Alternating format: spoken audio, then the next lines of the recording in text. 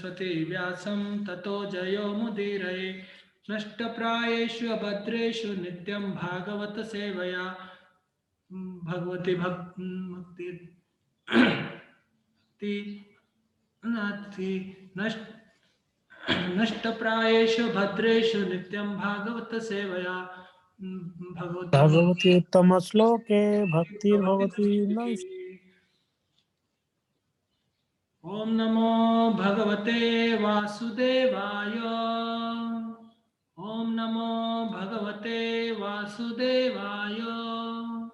ओम नमो भगवते वासुदेवाय।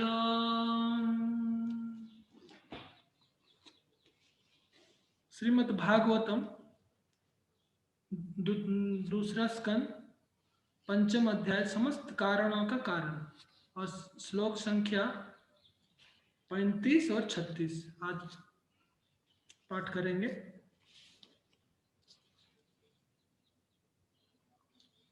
स एव पुरुष तस्मात् अंडम निर्विद्य निर्गतः सहस्र उरु अग्रिं बाहु अक्षः सहस्र आनन शीर्षवान् स एव पुरुष तस्मात् अंडम निर्वेद्य निर्गता सहस्राग्रहीं बाह्वक्रम सहस्र आनन शीर्षवान् स एव पुरुष तस्मात् अंडम निर्वद्यम निर्गतः सहस्राग्रिवयाग्रम सहस्र आननं शीर्षवान् स एव पुरुष तस्मात् अंडकं निर्वेद्यं निर्गतः सहस्र उरु अग्रै भावक्षः सहस्र आननं शीर्षवान्। शब्दानुवाद इस प्रकार है। स वे भगवान एव साक्षात पुरुषः पुरुषोत्तम भगवान तस्मात् ब्रह्मांड के भीतर से अंडम हिरण्य गर्भ निर्वेद्य विभाजित करके निर्गतः बाहर निकल आया सहस्र हजारों उरु जांघें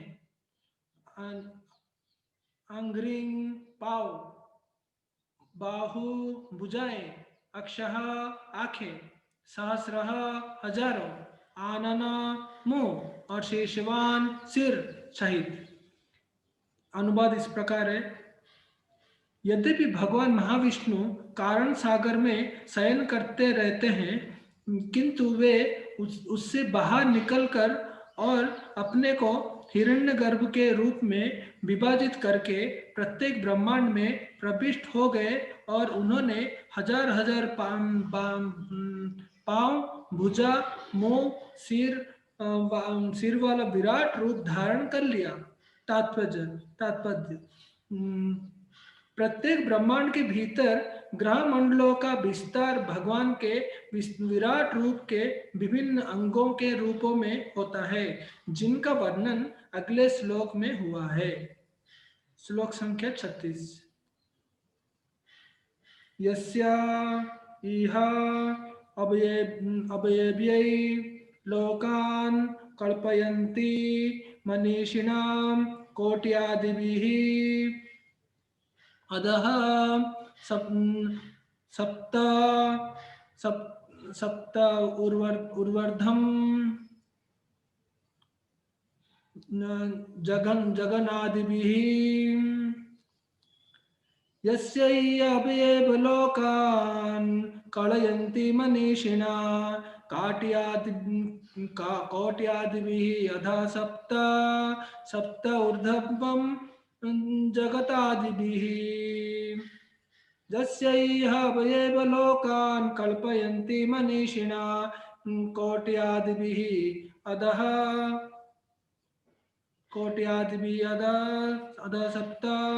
सप्त ऊर्ध्वं जगनादिभिः यस्यैह अभिएव लोकान् कल्पयन्ति मनीषिणा कटियादिभिः अधम सप्त सप्त ऊर्ध्वं जगनादिभिः। अनुवाद इस प्रकार है, बड़े बड़े दार्शनिक कल्पना करते हैं कि ब्रह्मांड में सारे लोक भगवान के विराट शरीर के विभिन्न ऊपरी तथा निचले अंगों के प्रदर्शन है। तात्पर्य, कल्पयंती शब्द महत्वपूर्ण है। इसका अर्थ है कल्पना करते हैं भगवान का विराट रूप उन दार्शनिकों को कल्पना है जो भगवान श्री कृष्ण के दो भुजाएं वाले शाश्वत रूप को समझ नहीं पाते। यद्यपि महान दार्शनिकों द्वारा कल्पित भगवान का विराट रूप भगवान के पहलुओं में से एक है, किंतु ये न्यूनाधिक काल्पनिक ही है। ऐसा कहा गया है कि 7 ऊर्ध्वलोक उस विराट रूप की कोटि के ऊपर स्थित है और 7 अधोलोक उसकी कोटि के नीचे स्थित है। कहने का भाव यह है कि परम भगवान अपने शरीर के प्रत्येक अंग से अवगत हैं और सृष्टि का कोई भी भाग उनके नियंत्रण से परे नहीं है।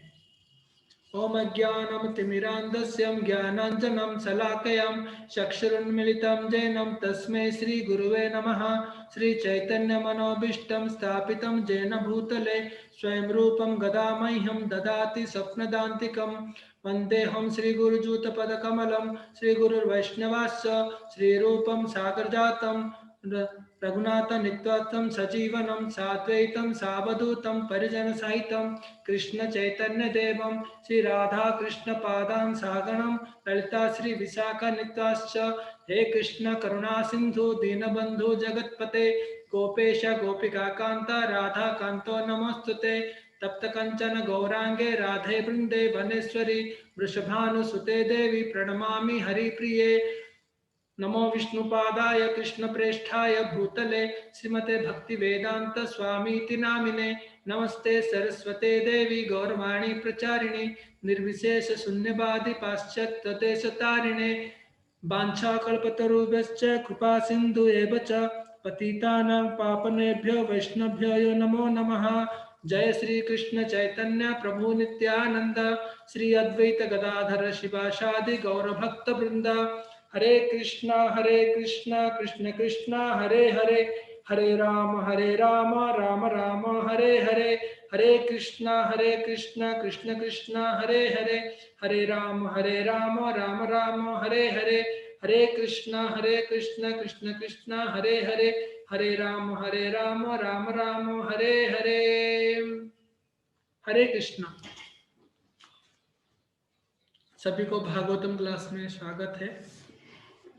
तो आज का मतलब ये दूसरा स्कंद का पंचम अध्याय जो कि समस्त कारणों का कारण। इसलिए भगवान बोलते हैं, ये ब्रह्मा बोलते हैं कि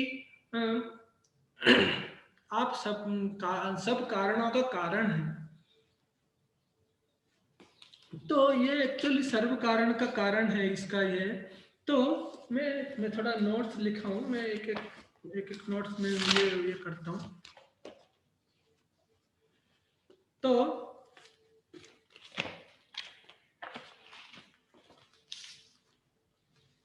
ये भगवान मतलब भगवान जो भौतिक जगत की जो सृष्टि करते हैं, सृष्टि के बारे में ये चैप्टर है। ये मतलब समस्त कारणों का कारण है। जितने सृष्टि है, सृष्टि में से सबका कारण है भगवान ही है। सर्व कारण कारणम जो ब्रह्मा जी बोलते हैं ब्रह्म संहिता में।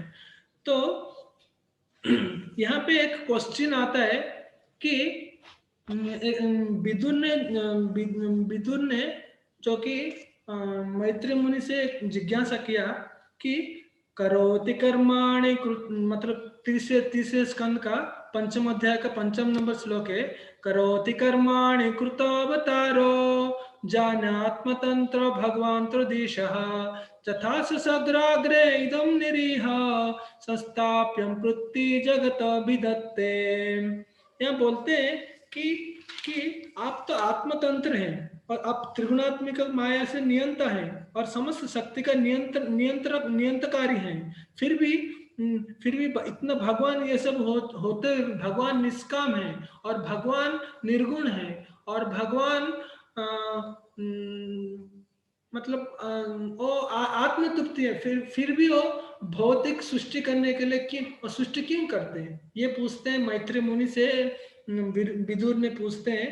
तो देखिए यहाँ पे तात्पर्य में लिखा है, कम से कम 10-12 पॉइंट है। मैं एक एक पॉइंट ये करता हूँ, डिस्कशन करता हूँ।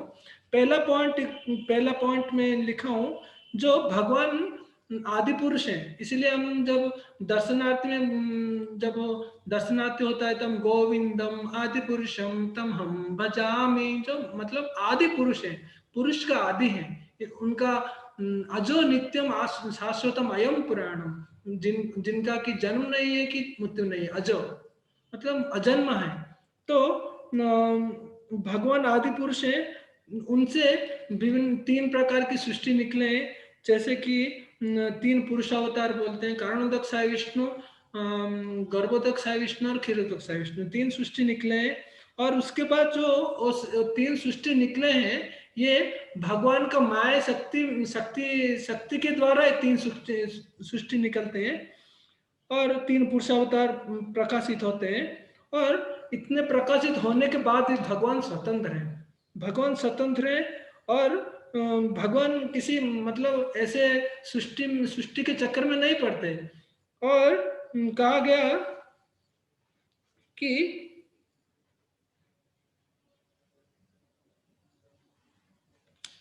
भगवान ये इस सृष्टि के चक्कर में नहीं पड़ते। जैसे कि देखिए अजागल मतलब बकरी का स्तन में तो दुग्ध होता है। मतलब बकरी का तो स्तन में सोचते हैं कि दुग्ध होता है, मगर उसको वहां से अब दूध नहीं निकलता। ऐसे ही भगवान सृष्टि को भगवान सबसे स्वतंत्र है और स्वाधीन है और निष्काम है। और जो एक्चुअली भौतिक सृष्टि एक्चुअली क्या है, भौतिक सृष्टि किस लिए बना है, भगवान बोलते हैं। इस तात्पर्य में प्रभुपाद अच्छे तरह से लिखते हैं, एक्चुअली भगवान इसलिए बना है, जो भौतिक सृष्टि इसलिए बना है कि कृष्ण भूलि सही जीव अनादि बहिर्मुख अतएव माया तारे दे संसार आदि दू। जब भगवान से मतलब भगवान अनादिकाल से भगवान से हम दूर हो चुके हैं, तो उसको उनके लिए भौतिक संसार बना है। जो मतलब जो भौतिक इच्छाएं उनका है और जिसका बहुत इंद्र तृप्ति करना उनका कामना है, तो उन्हीं के लिए ये भौतिक संसार बनाया गया है। और बनाया गया। और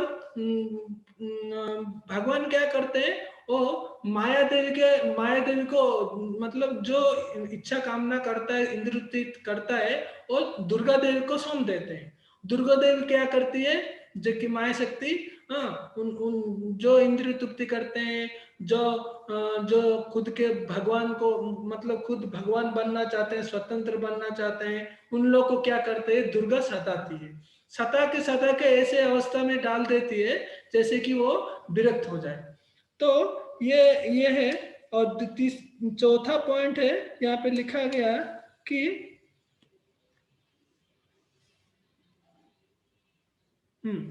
तो भगवान मतलब भगवान भौतिक दुनिया में जिसको मतलब मनुष्य को सृष्टि करते हैं, जीवों को सृष्टि करते हैं, तो उनके लिए जितना मतलब जैसे सृष्टि करते हैं ना, उनके लिए सब मौजूद होते हैं। सब वस्तु उनके लिए क्या क्या चाहिए सब मौजूद होते हैं। कोई मतलब भौतिक दुनिया में कोई अभाव नहीं है, मतलब कोई कमी नहीं है, सब है। मगर आजकल के लोग सोचते हैं कि मतलब आजकल के लोग सोचते हैं कि भौतिक भौतिक जगत में बहुत कमियां हैं, पानी नहीं मिलता, पेट्रोल नहीं मिलता, और बाकी सब जो जो नहीं मिलता, वस्तु नहीं मिलता, मगर भगवान जितने को सृष्टि करते हैं, मतलब भौतिक ब्रह्मांड सृष्टि करते हैं, उनके लिए सब वस्तुएं मौजूद रहता है। तो देखिए, और एक कहा मैं बोलने वाला हूँ कि देखिए, यहाँ पे बोला गया है, देखिए, जितने मतलब 84 लाख जोनियों से मानव जन्म सबसे कम, मतलब कम संख्या है, मतलब बाकी सब तो देखिए, पशु पक्षी और कीट पतंग और स्थावर, ये सब मनुष्य भी ज्यादा ज्यादा संख्या में है, मतलब 4 लाख 4 लाख 4 लाख है मानव जन्म, और बाकी सब 4 लाख से ऊपर है। इतने कम होने पर भी हाँ, मनुष्य सोचते हैं कि हमारे कुछ कमियां हैं, मगर पशु लोग या पक्षी लोग ऐसे नहीं सोचते, क्योंकि क्योंकि उनके एक तो ज्ञान नहीं होता, दूसरे में क्या कि वो ज्यादा कामना नहीं करते, मतलब वो प्रकृति के अनुसार, भगवान उनको प्रकृति के अनुसार जो कहा गया वही करते हैं। तो मानव लोग क्या करते हैं, जितने चाहिए जितने कामना करना चाहिए आदमी को, उससे ज्यादा कामना करते हैं। तो ज्यादा कामना करते हैं तो ज्यादा वस्तु आवश्यकता होती है, और मतलब ज्यादा परिश्रम होता है। तो इसी वजह से वो सोचते हैं कि ये भौतिक जगत में सभी कमी कमी को ही देखते हैं। एक्चुअली बोला गया, एक्चुअली भौतिक जगत में एक ही कमी है, वो है मतलब भगवत चेतना। भगवत चेतना नहीं है, भगवान का मतलब सब भगवान से अलग हो चुके हैं। हाँ, तो तभी भगवान ने सोचा कि मैं सृष्टि करके इस भौतिक जगत में इनको उनका कामना पूर्ति करूंगा, उसके बाद धीरे धीरे धीरे धीरे जब वो कामना पूर्ति होगा, धीरे धीरे वो संतुष्ट होंगे, धीरे धीरे मेरे पास मुझे जानने के लिए कोशिश करेंगे। तो ये श्लोक में कहा गया, जो विदुर ने जिज्ञासा कर रहे थे, इतने मतलब इतने भगवान तो निष्काम है, निर्गुण है, मतलब वो आत्मतंत्र है, और स्वतंत्र है, फिर भी भौतिक इच्छा क्यों करते हैं? भगवान भगवान तात्पर्य में इस श्लोक में बोलते हैं प्रभुपाद कि भगवान खुद, इनका भगवान भौतिक जगत बनाने में खुद की इच्छा नहीं है, उनको उनको क्या कमी है? भौतिक इच्छा, भौतिक जगत सृष्टि करते हैं तो जो भगवान से बहिर्मुख है उनके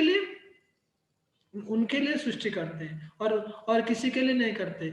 और फिर भी जब भगवान को जानकर, भगवान के संस्पर्श में आके सेवा करके भगवान का भक्त हो जाता है, उनके लिए नहीं बनाते, अभक्त के लिए, मतलब जो भगवान से बहिर्मुख है उनके लिए बनाते हैं। फिर भी भक्त लोग चाहते हैं कि ये भौतिक संसार में आके बद्ध जीवों को उद्धार करने के लिए वो आते हैं। वो भक्त लोग आते हैं, मगर उनका ध्यान हर वक्त भगवान के चरण कमलों में रहता है।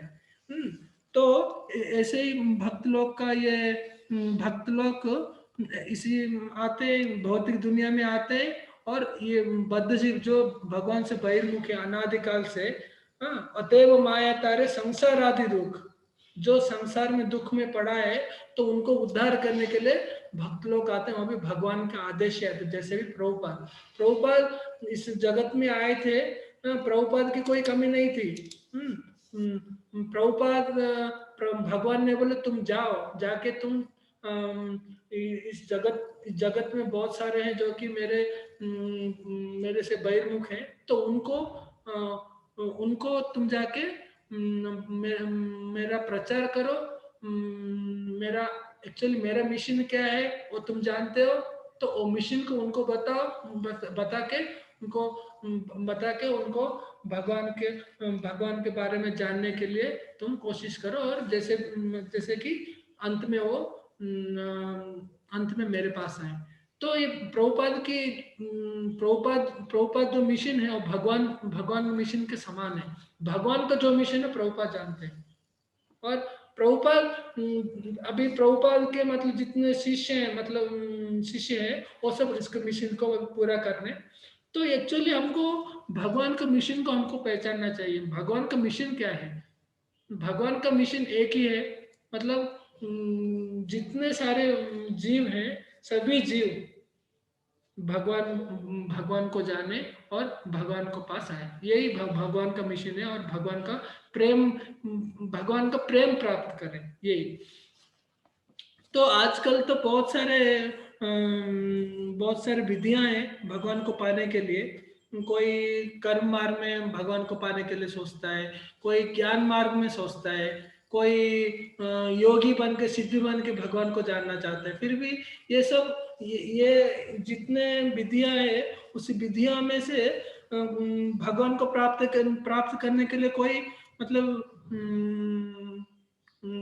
मतलब कोई ये नहीं है, मतलब पा नहीं सकते वो। जैसे कि एक श्लोक है,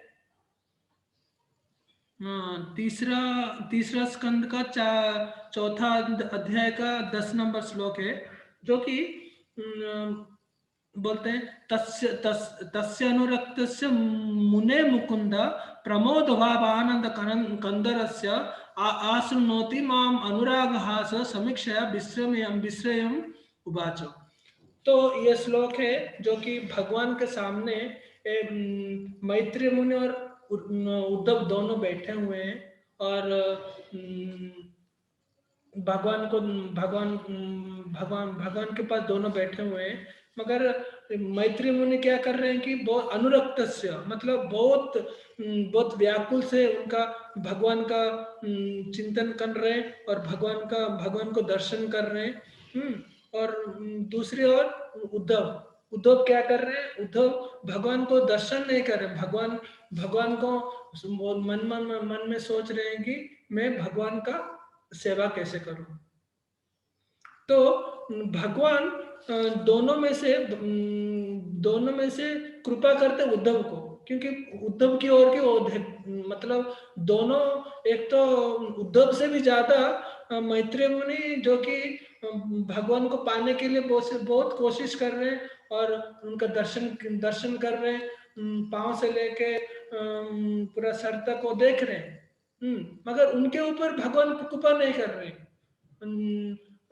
जो उद्धव जी, जो कि आते ही भगवान का मन में सोच रहे हैं कि आपका मैं कैसे सेवा करूं, मुझे कुछ सेवा दीजिए, बस सेवा भाव उनका है।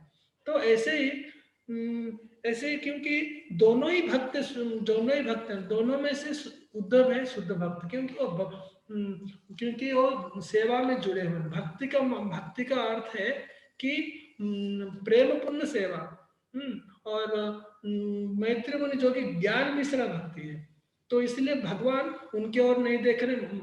उद्धव से भी ज्यादा प्रयत्न करते हैं भगवान को पाने के लिए, मगर वो भगवान को ज्ञान के माध्यम से भगवान को जानना चाहते हैं, भक्ति के माध्यम से नहीं, सेवा के माध्यम से नहीं।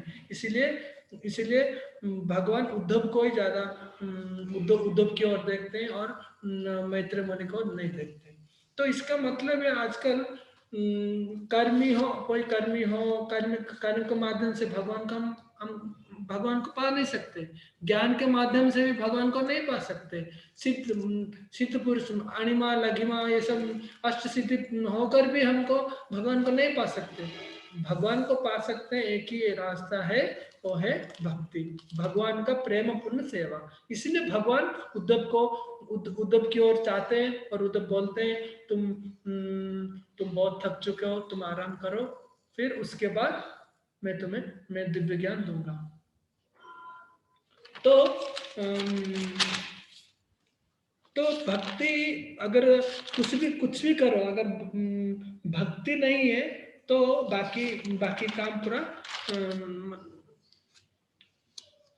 कुछ भी करो, कर्मी हो, ज्ञानी हो, या कुछ भी हो, अगर उसके साथ अगर भक्ति नहीं जुड़ा है, तो वो बेकार है। जो कि चैतन्य चरितमृत में मध्य लीला में 24 अध्याय का 92 ये श्लोक है। मैं बोलता हूँ, थोड़ा आप मन में आप दोहराइए। भक्ति बिना कौन साधन, दितना रे फल। भक्ति बिना कौन साधन, दितना रे फल। सर्वफल सर्वफल देय भक्ति, स्वतंत्र प्रबल। सब फल देय भक्ति, स्वतंत्र प्रबल। तो भक्ति स्वतंत्र है। देखिए, एक कर्मी होता है और ज्ञानी होता है, योगी होता है। ये तीनों तीनों के अनुसार वो काम करते हैं, वो भगवान को पाने के लिए सोचते हैं। अगर उनके साथ अगर भक्ति नहीं जुड़ा है, एक कर्मी एक कर्मी अगर कर्मी अगर कर्मी के साथ अगर भक्ति नहीं जुड़ा है तो कर्मी बेकार है। इसलिए भक्ति स्वतंत्र है। ऐसे ही ज्ञानी भगवान भगवान ज्ञान प्राप्त करके अगर भक्ति में नहीं जुड़ा है तो वो जो ज्ञानी वो भी बेकार है। ऐसे ही सिद्ध मतलब लघिमा अणिमा लघिमा अष्ट सिद्धि प्राप्त कर भी अगर वो भक्ति नहीं किया, भगवान का सेवा नहीं किया, तो वो सिद्धि भी बेकार है। इसीलिए भक्ति स्वतंत्र है। भक्ति जो कि भक्ति स्वतंत्र है, और जो अन्य विधियां हैं वो विधियां बेकार होती है। अगर किसी के पास कोई कर्मी नहीं है, ज्ञानी भी नहीं है, सिद्धि भी उसका सिद्धि भी नहीं, अगर वो भगवान को सेवा करता है तो वो भगवान उसको कृपा करते हैं, भगवान उनको प्राप्त होता है। उसके बाद दूसरा उस नए मध्य लीला का 24 अध्याय का 93 में दिया गया है। अजागल स्तन्य न्याय अन्य साधन, अजागल स्तन्य न्याय अन्य साधन। अतएव हरि भजे बुद्धिमान जन, अतएव हरि भजे बुद्धिमान जन। तो इसका मतलब है, जो कर्मी लोग, ज्ञानी लोग, सिद्धि लोग या भौतिक मतलब पुण्य लोग, ये सब भगवान को पाने के लिए कितना परिश्रम करते हैं। तो ये अजागल स्तन न्याय, मतलब अजागल का मतलब है बकरी। हाँ, जैसे कि भक्ति का आत्मा साक्षात्कार छोड़ के और जितने सारी विधियां हैं उसको अपनाने से कोई फायदा नहीं। जब तक एक आदमी भक्ति नहीं करता तो जितने सारी विधियां करने से वो बेकार है। ये कहा गया है। अजागल मतलब बकरी, मतलब बकरी के जो गले में बहुत लोग आजकल सोचते हैं कि बकरा है, बकरा के गले में स्तन है, स्तन में से दूध निकलता है। ये सब बकवास है। वहां मतलब बकरे के गले से स्तन से दूध नहीं निकलता। ऐसे ही हम कर्म करके भगवान को प्राप्त नहीं कर सकते। हाँ, और भगवान के बारे में ज्ञान प्राप्त कर मतलब ज्ञानी होकर हम भगवान को प्राप्त नहीं कर सकते। अष्ट सिद्धि हम पाकर भी हम भगवान को नहीं पा सकते। मगर एक ही मार्ग है, भक्ति करना। अगर हम भक्ति करेंगे, भगवान का सेवा में जुड़े रहेंगे, एक साधु के संस्पर्श में आके भगवान का सेवा करेंगे, और साधुओं का सेवा करेंगे, भक्त लोग का सेवा करेंगे, तभी भगवान को हम पा सकते हैं। इसका मतलब ये है। तो ये भक्ति यहाँ पे कितने इम्पोर्टेंट है। तो इसी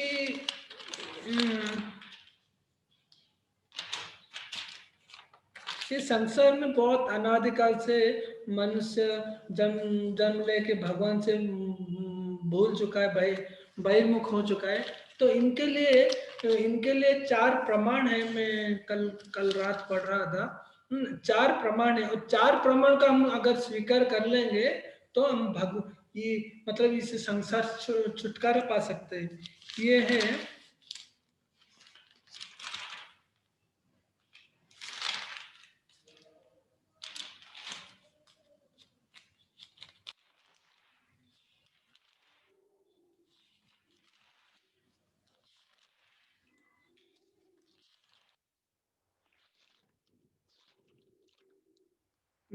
ये 11वां स्कंद का 19 अध्याय का 17 नंबर श्लोक है। उसमें भगवान श्री कृष्ण उद्धव को बोलते हैं कि अ, श्रुति प्रत्यक्ष ऐतिहाम अनुमानम चतुष्टयाम प्रमाणेषु अवस्थानात् विकल्पात् स विरच्यते। क्या बोलते हैं? चार चार प्रमाण दिया गया है। एक प्रमाण है वैदिक ज्ञान, मतलब श्रुति, श्रुति का मतलब वैदिक ज्ञान है। श्रुति का मतलब वैदिक ज्ञान है जो कि सब वस्तु का उद्गम है, परम सत्य है। तो उन्हीं से ही सृष्टि होता है, उन्हीं से ही पालन होता है, फिर उन्हीं से ही हम ध्वंस होते हैं। तो वैदिक ज्ञान हमको होना चाहिए कि भगवान परम सत्य है और भगवान के अलावा कोई और सत्य नहीं है। इसलिए इसलिए इसलिए भगवान जब तिरो जब तिरोभाव हो गए तो तभी भागवतम रूप में भगवान आए। इसलिए भागवतम एक परम सत्य है।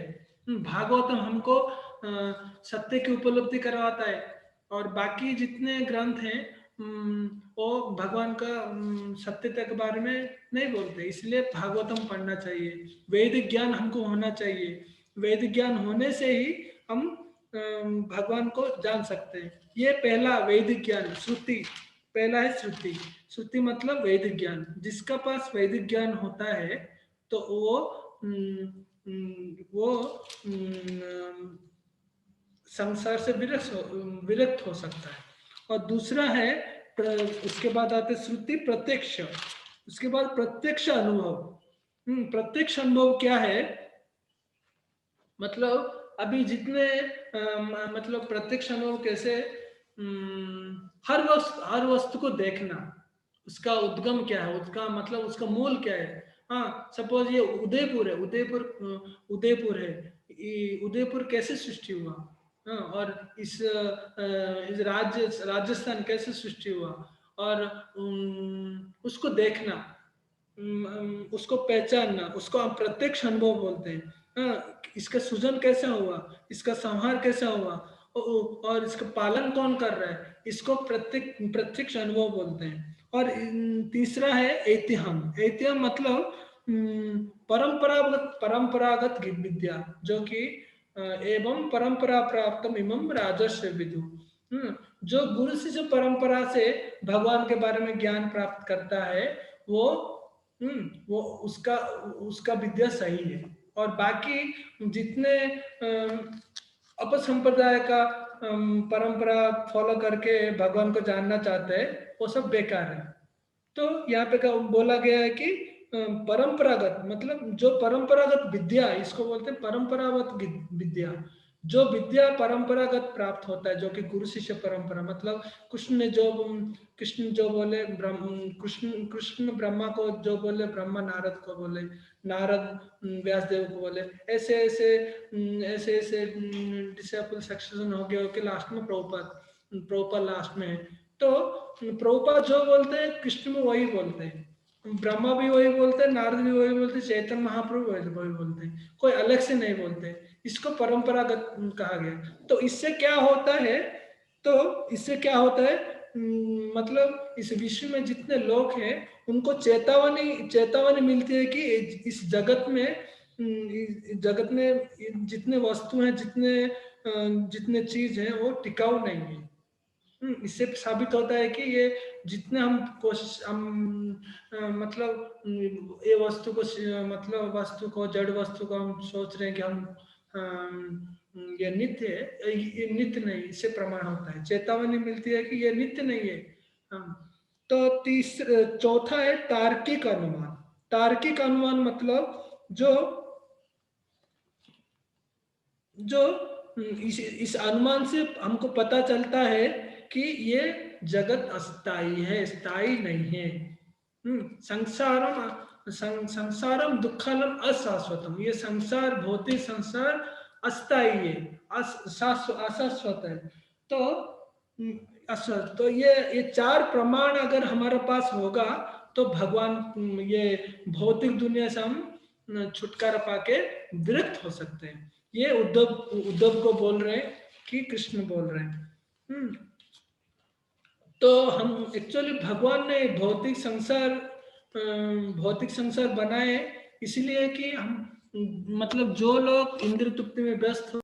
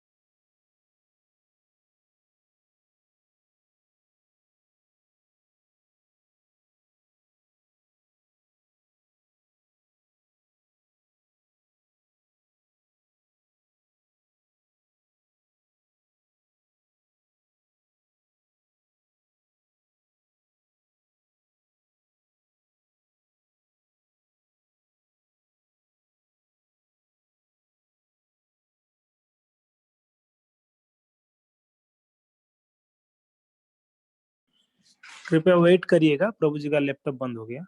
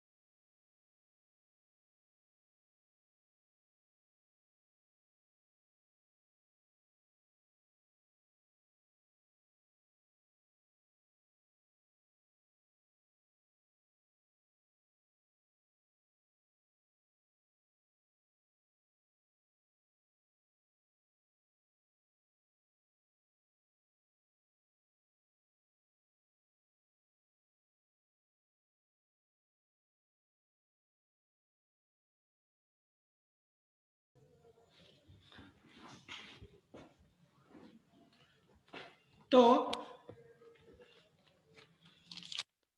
ये चार प्रमाण अगर होंगे तो हम संसार से विरक्त हो सकते हैं। अगर चार प्रमाण को अगर स्वीकार करेंगे तो हम विरक्त हो सकते हैं। तो ये मैं बोल रहा था। उसके बाद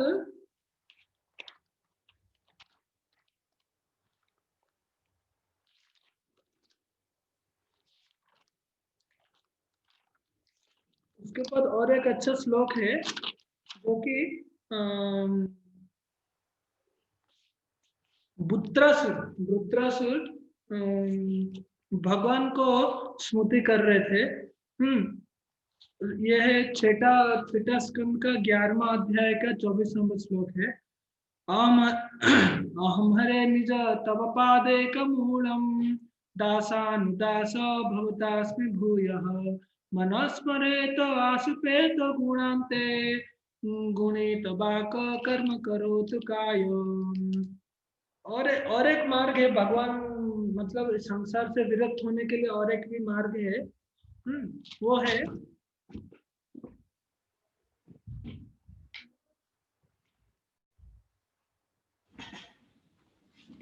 काय, काय मनोवाक्य। ये तीनों से तीनों तीनों को हमको संभाल के रखना है। मतलब देखिए, जब अम, अजामिल अजामिल कायो मनोवाक्य तीन, मतलब कायो मनोवाक्य के अनुसार वो पाप किए थे।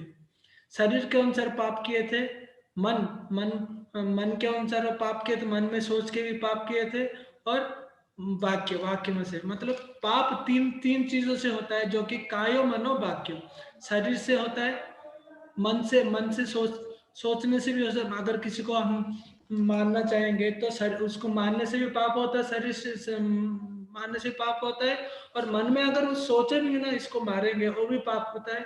और वाक्य बोलने से भी पाप होता है। तो कायो मनो वाक्य, ये तीन वाक्य, मतलब तीन वाक्यों को वृत्रासुर बोल रहे हैं कि तीन कायो मनो वाक्य तीन है, तीनों को हम कैसे कंट्रोल करें। भगवान को बोल रहे हैं कि बोल रहे हैं, क्या बोल रहे हैं, अहम हरे तव पादेकमूलम दास दासान दास भवतास्मि भूयः मनस्मरतासुपेतो गुणान्ते गुणित बाक कर्म करोति कायो। तीन कायो मनोवाक्य को शुद्ध करो। कैसे शुद्ध करें? जो बोलते हैं, आपका पाद पद्म में जिसने शरण लिया है, आश्रय लिया है, हाँ, उनका मैं दासों का दास बनना चाहता हूँ। जैसे कि चैतन्य मामू बोलते हैं, गोपी भक्त पद कमलम दास दास दासान दास। तो ऐसे में दास बनना चाहता हूँ। दास बन के मैं तीनों कायो मनो वाक्य तीनों को कंट्रोल करना चाहता हूँ, ये मैं शुद्ध करना चाहता हूँ। कैसे? मेरा मन मन के माध्यम से आपका मन में हमेशा आपका स्मरण करो, आपका दिव्य गुणों का स्मरण करो। और काय शरीर, इस शरीर को लेके मैं आपका सेवा करूं, आपका भक्त का सेवा करूं, आपका सेवा करूं। और काय मानो वाक्य, वाक्य मतलब मुख से, मेरा मुख से आपका दिव्य जो दिव्य गुण है, तो गुणों को कीर्तन करूं। तो ये इसी तरीके से मैं मेरा कायो मानो वाक्य आपको सौंप रहा हूं, और मैं आपका भक्त का दास का दास बनना चाहता हूँ। और ये तीनों को मैं कंट्रोल करके आपको चरणों में मैं समर्पण करना चाहता हूँ, आपके आश्रय में रहना चाहता हूँ। तो आश्रय कितना बहुत है, देखिए आश्रय सबसे मेन है आश्रय। एक छोटा एग्जाम्पल है कि एक बार प्रभुपाद समुद्र के तट पे जा रहे थे शिष्यों को लेके। तो तभी समुद्र में से केकड़ा केकड़ा जानते हैं ना, केकड़ा केकड़ा आया केकड़ा आया, और उसको केकड़ा केकड़ा आया। तो प्रभुपाद उन शिष्यों को बोलते हैं, इसको केकड़ा को उसको पकड़ो। तो चारों पांचों भक्तों चारों पांचों उनको शिष्य जाके पकड़े, केकड़ा को नहीं पकड़ पाए। फिर चले गए। फिर चले गए। तो प्रभुपाद तब बोलते हैं कि देखो, केकड़ा इतने छोटा केकड़ा, हम इतने बड़ा आदमी हैं, फिर भी हम इतने बड़े आदमी होके भी केकड़ा को नहीं पकड़ पाए। तो इसका मतलब है, इसका ये मतलब केकड़ा जानते हैं ना, केकड़ा अगर आप समुद्र तट पे जाएंगे तो उसको पकड़ नहीं सकते। वो क्या सोचेंगे, जब मतलब आप उसको, वो हमको देखेंगे, देख के भी वो नहीं डरेगा वो। हाँ, जब तक हम पास नहीं आते तब भाग जाएगा, फिर भी उनको पकड़ना मुश्किल है। और केकड़ा हमको नहीं डरेगा, क्योंकि उसका आश्रय बहुत बड़ा है। मतलब इसका आश्रय छोटे से जीव है, मतलब उसका आश्रय है समुद्र। वो सोचता है कि मेरा आश्रय समुद्र है, ये कौन, ये मानव लोग मुझे क्या कर लेंगे। तो इसका मतलब है कि आश्रय भगवान के, हम भक्त लोग अगर हम भगवान का आश्रय में रहेंगे तो सभी हमारा जो भय भय है, सब भय दूर हो जाएगा। इसलिए भगवान प्रभुपाद अभय अभय चरणार बिंदु, क्योंकि भगवान का सर्वोत्तम आश्रय थे। प्रभुपाद भगवान का आश्रय में थे, हर वक्त भगवान के बारे में चिंता करते थे, हर वक्त भगवान के गुणों का गुणगान करते थे। भगवान का आश्रय आश्रय में थे, इसलिए जो भगवान के आश्रय में रहता है ना उसके डर नहीं होता, इसलिए बोलते हैं। और एक श्लोक भी है, यस्य श्रूयमाणानां कृष्ण परम पुरुषे भक्ति उत्पादयते पुंसा शोक भय भया भया भया। बस ये देखिए, जो भगवान का गुण कीर्तन में रत होकर श्रवण करता है, तो उनके उनके तीन प्रकार की मेन जो कि हमारा हमको सताती है, वो तीन चले जाते हैं। एक क्या है? शोक। शोक जो होता है, शोक होता है अतीत के लिए, अतीत में कुछ होता है तो हमको शोक करते हैं। सपोज किसी का बच्चा मर गया, तो छोटे बच्चे मर गया, तो जब जब किसी और को बच्चे को देखती है तो वो सोचती है मेरा बच्चा, और वो शोक करती है, दुख करती है, अतीत इसका दुख चले जाता है और शोक चले जाता है। उसके बाद शोक मोह जो वर्तमान जो मोह है। देखिए अभी छोटे से घर में है, हम कितने खुश हैं, कोई मतलब उसमें कुछ दीवार में कुछ लग गया या कुछ बारिश में होगा, तो बारिश होता है तो नीचे पानी गिर रहा है, उसको हम इतने केयर नहीं करते। जब हमारा हमारा मोह बढ़ जाता है, जब बड़े बड़े मतलब सक्सेस होके बड़े बड़े बंगले में रहते हैं, तभी तभी हम मोह आता है कि अगर दीवार में कुछ पेन का दाग भी लगे तो उसको हम सब क्लीन करते हैं, तो उसको मोह बोलते हैं, वर्तमान जो। और भविष्य, भविष्य के बारे में चिंता कर करके भय भय उत्पन्न होता है। तो ये तीन प्रकार की जो वर्तमान अतीत और भविष्य, तीनों का जो मेन चिंतन है, मतलब मेन प्रॉब्लम है, और प्रॉब्लम दूर करते हैं भगवान का कथा सुनने से हमारा जितना शौक है, जितना मोह है किसके ऊपर, वो दूर हो जाता है।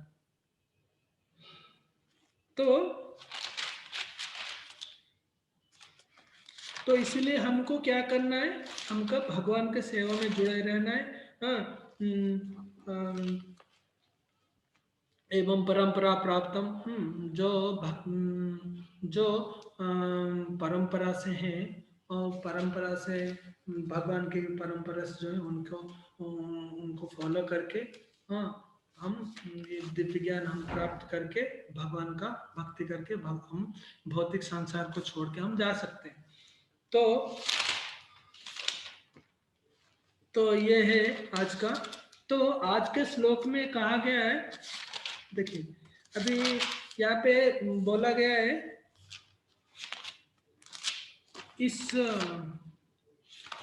इस अध्याय का 2 नंबर श्लोक में कहा गया, 2 नंबर श्लोक में कहा गया है यत् सुष्टम। देखिए यत् पदम यद अनुष्ठानम यत् सुष्टम। तो ये 2 नंबर श्लोक में जो कि नारद मुनि पूछ रहे हैं, यत् सुष्टम, ये सुष्टम मतलब ये आधार क्या है, भौतिक जगत का आधार क्या है, सृष्टि क्या है। तो वो आते हैं, ये श्लोक नंबर में बोलता हूँ, 21 नंबर, हाँ 21 नंबर से लेकर 31 नंबर तक इसको बोलते कारण सृष्टि, मतलब कारण सृष्टि। और 2 प्रकार की सृष्टि है, कारण सृष्टि और कार्य सृष्टि। कारण सृष्टि मतलब ये है जो मतलब सब जितने 24 तत्व भगवान, मतलब 24 सृष्टि होते हैं, जब तक भगवान उसमें प्रवेश नहीं करते तब तक वो अधूरा रहता है। जब उसको कारण सृष्टि बोलते हैं। कार्य सृष्टि मतलब क्या है, जो भगवान जब उस मतलब उस तत्व में, उस उपादान में जब भगवान प्रवेश करते हैं, तभी वो मतलब ये होता है, चालू होता है। मतलब जीव मतलब कुछ क्या बोलते हैं उसको, चालू होता है। तो ये दो प्रकार की सृष्टि है, कारण सृष्टि और कार्य सृष्टि। और यहाँ पे बोला गया है कि भगवान का विराट रूप, एक्चुअली विराट रूप, भगवान का जो विराट रूप है, और विराट रूप एक एक्चुअली काल्पनिक है। हम भगवत गीता में जो कि अर्जुन को भगवान बोलते हैं कि तुम जो इच्छा की है कि मेरे ये विराट रूप देखने के लिए, तो ये विराट रूप इम्पोर्टेंट नहीं है, मेरा श्याम सुंदर जो रूप है उसको देखो, उसको देखने से तुमको ये पता चल जाएगा। तो अर्जुन ने इच्छा की थी कि भगवान भौतिक सृष्टि कैसे करते हैं, भौतिक जगत का प्राकृतिक कैसे होता है। तो मैं आपको ये करता हूँ, रिक्वेस्ट करता हूँ कि आप मुझे आपका विराट रूप दिखाइए। तो तभी जब विराट रूप जब देखते हैं तो हजारों पांव, हजारों भुजा और हजारों मुंह भगवान का, और विराट रूप, ये सब देखते हैं तो अर्जुन पर मोहित हो जाते, डर जाते हैं। तो फिर भगवान को बोलते हैं, नहीं मुझे ये आपका ये विराट रूप नहीं चाहिए, मुझे आप तो तभी भगवान नारायण चतुर्भुज नारायण के रूप में आ जाते हैं। उसके बाद द्विभुज रूप में भगवान आ जाते हैं। तो इसका मतलब हम विराट रूप को हम देख नहीं सकते, क्योंकि विराट रूप को मतलब विराट रूप जैसे कि भगवत गीता में कहा गया है, कोटि सूर्य, मतलब विराट रूप इतना तेज है। हाँ, कोटि सूर्य अगर उदय होंगे आकाश में, कितना उज्जवल होगा। ऐसा ही एक सूर्य के उज्जवल से भी हम सूर्य को हम देख नहीं पाते।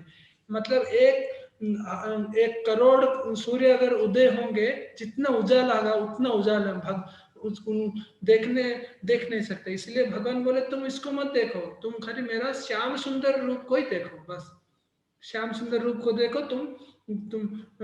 तुम मुझे पालोगे।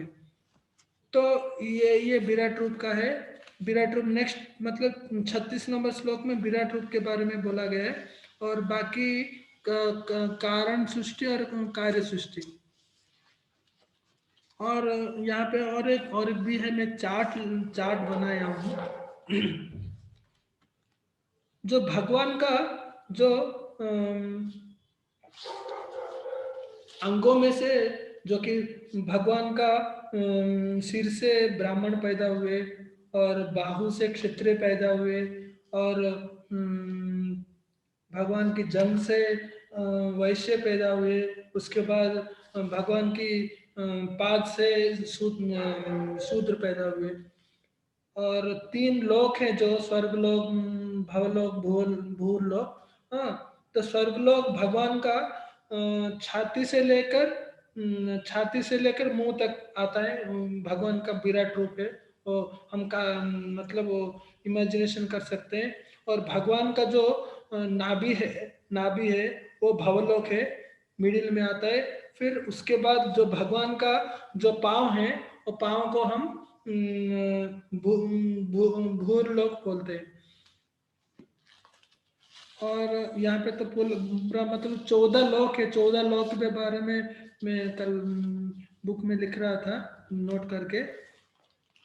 14 लोक किस प्रकार है। सत्यलोक भगवान का सर है, और तपलोक भगवान का स्तन है, और जनलोक भगवान का गला है। ऐसे ऐसे 14 लोक हैं। महरलोक भगवान का छाती है। और ऐसे मतलब 14 लोक के बारे में है। और स्वर्गलोक भगवान का हार्ट है। और भुवरलोक भगवान का नाभि से लेकर हार्ट तक है। और भुवरलोक मतलब नाभि है। अतल, वितल, पितल मतलब थाई है। सुतल मतलब घुटनों है। ऐसे ऐसे मतलब नीचे तक जाएगा। फिर महारलोक मत, महारलोक, रसातल, ये सब है। लास्ट में आता है भगवान का जो पाव है, जब पाताल है भगवान का पाव। ऐसे सब विराट रूप में, विराट रूप हम देख सकते हैं इसको। तो हम एक्चुअली विराट रूप भगवान ने इसलिए बनाए कि कम से कम मुझे कम से कम इस विराट रूप के माध्यम से मुझे जान सके कि मैं सब समस्त कारणों का कारण हूँ। ये भौतिक सृष्टि है, पालन कैसे में सृष्टि होता है, कैसे उनको मैं पालन करता हूँ, कैसे संवहन करता हूँ, हाँ, उसको जानकारी के लिए एक प्रमाण है कि मैं ही सबका कारण, समस्त कारणों का कारण हूँ। तो ये बताने के लिए ही विराट रूप भगवान धारण किए थे। और इस विराट रूप को धारण करके फिर विभिन्न मतलब उनका जो जितने अंग है, जितने अंग है वो अंग को 14 लोक के साथ तुलना किया है। ये सब काल्पनिक है। असली तो भगवान का असली रूप है जो श्याम सुंदर रूप, जो कि द्विभुजधारी। तो इसलिए हम भगवान का ये करना चाहिए, द्विभुजधारी को हम पूजा करना चाहिए, रूप को हमेशा स्मरण करना चाहिए। तभी हमारा ज्ञान प्राप्त होगा और तभी हमारा ये संसार जो भौतिक दुनिया जो हमको बनाए, ये भौतिक दुनिया से छुटकारा पाके हम भगवान के साथ जा सकते हैं। तो हरे कृष्णा। और किसी का कोई जिज्ञासा हो तो पूछ सकते हैं, नहीं तो प्रभु जी के मायापुरवासी प्रभु को पूछ सकते हैं।